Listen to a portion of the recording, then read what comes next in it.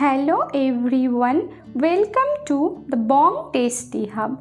আজ আমি বাঙালিদের খুব পছন্দের একটি রেসিপি আপনাদের সাথে শেয়ার করব। রেসিপিটি হলো আলু পোস্ত। এই আলু পোস্ত কিন্তু বাঙালিদের কাছে একটা ইমোশন। তো চলুন ভিডিওটি স্কিপ না করে দেখতে থাকুন। সবার প্রথমে আমি মিডিয়াম সাইজের 3টে আলু নিয়েছি। আলুগুলোকে খোসা ছাড়িয়ে ভালো করে ধুয়ে ছোট ছোট কিউব করে কেটে নিয়েছি। এবার আমি এখানে নিয়েছি 3টে মিডিয়াম সাইজের আলুর জন্য 4 চামচ পোস্ত, আর এই পোস্তটাকে আমি শিলনোড়াতে পেস্ট করে নেব। আপনারা চাইলে মিক্সি করতে পারেন।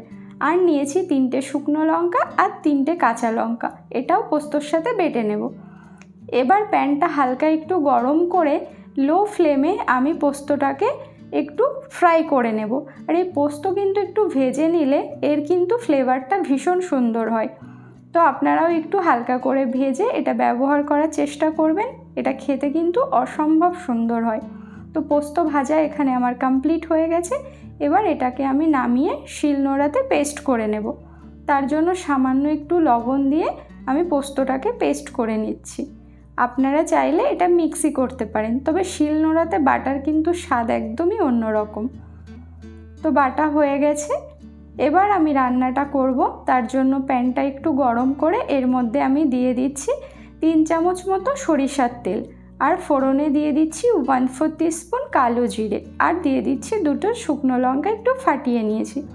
ফোড়নটাকে কয়েক সেকেন্ড একটু ভেজে নিয়ে সুন্দর একটা স্মেল বেরোলে এবার আমি কেটে ধুয়ে রাখা আলুগুলোকে অ্যাড করে দিচ্ছি। এবার আলুগুলোকে আমি হালকা করে ভেজে নেব। মিডিয়াম ফ্লেমে আমি আলুগুলোকে ভেজে নিচ্ছি। তো দেখতেই পাচ্ছেন। এবার আমি আলুর মধ্যে একটু লবণ দিয়ে দিচ্ছি, দিয়ে ভালো করে আবারও লাল লাল করে আলুগুলোকে ভেজে নেব। আর আলুগুলো ভাজতে ভাজতেই প্রায় 70 থেকে 80% কুক হয়ে যাবে। কিছুক্ষণ ভাজার পরে এখানে সামান্য একটু হলুদ গুঁড়ো দিচ্ছি। এটা অপশনাল, আপনারা চাইলে দিতেও পারেন আবার নাও পারেন। অনেকে পোস্ত সাদা খেতেই পছন্দ করে, তবে আমি একটু হালকা হলুদ ব্যবহার করেছি। আলুটাকে খুব ভেজে নিয়েছি। এবার এর মধ্যে পরিমাণ মতো জল অ্যাড করে দিয়েছি।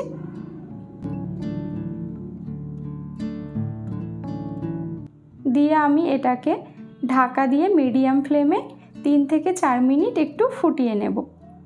4 মিনিট পর ঢাকনা তুলে এবার আমি এর মধ্যে পোস্ত বাটাটা অ্যাড করে দিচ্ছি, দিয়ে খুব ভালো করে মিক্স করে নিচ্ছি। লবণ আর ঝালটা আপনারা আপনাদের স্বাদ বুঝে এখানে ব্যবহার করবেন। পোস্তটাকে খুব ভালো করে মিশিয়ে নিয়েছি আলুর সঙ্গে। এবার এটাকে আমি ফুটতে দেব। তো ফুটে এসছে। এবার আমি ঢাকা দিয়ে মিডিয়াম ফ্লেমে 3 মিনিট মতো রান্না করব। 3 মিনিট হয়ে গেছে, ঢাকনা খুলে নিয়েছি। দেখুন কতটা সুন্দর হয়েছে। আর এটা কিন্তু আমি এর থেকে বেশি একদমই কুক করব না, কারণ ঠান্ডা হওয়ার পরে ঝোলটা কিন্তু আলুর মধ্যে অ্যাবজর্ব হয়ে যাবে। এবার আমি উপর থেকে একটু কাঁচা সরিষার তেল এখানে ছড়িয়ে দিচ্ছি, আর ফ্লেভারের জন্য 2টো কাঁচা লঙ্কা দিয়ে খুব ভালো করে মিক্স করে নিচ্ছি। তো রান্নাটা এখানে আমার অলমোস্ট কমপ্লিট হয়ে গেছে। এবার আমি ফ্লেমটাকে অফ করে এটাকে 5 মিনিট স্ট্যান্ডিং টাইমে রেখে দেব। 5 মিনিট হয়ে গেছে। এবার আমি ঢাকনা খুলে আপনাদেরকে দেখিয়ে দিচ্ছি। দেখুন কতটা সুন্দর হয়েছে, আর আলুগুলো ভীষণ সুন্দর একদম সেদ্ধ হয়ে গেছে। এবার এটাকে আমি একটা পাত্রে সার্ভ করে নিয়েছি। তো আমার রেসিপিটি আপনাদের কেমন লাগলো অবশ্যই কমেন্ট বক্সে জানাবেন। যদি ভালো লেগে থাকে তাহলে একটা লাইক করবেন, শেয়ার করবেন, আর আমার চ্যানেলে যদি নতুন হয়ে থাকেন চ্যানেলটিকে সাবস্ক্রাইব করে পাশে থাকার অনুরোধ রইল। তো সবাই ভালো থাকবেন, সুস্থ থাকবেন।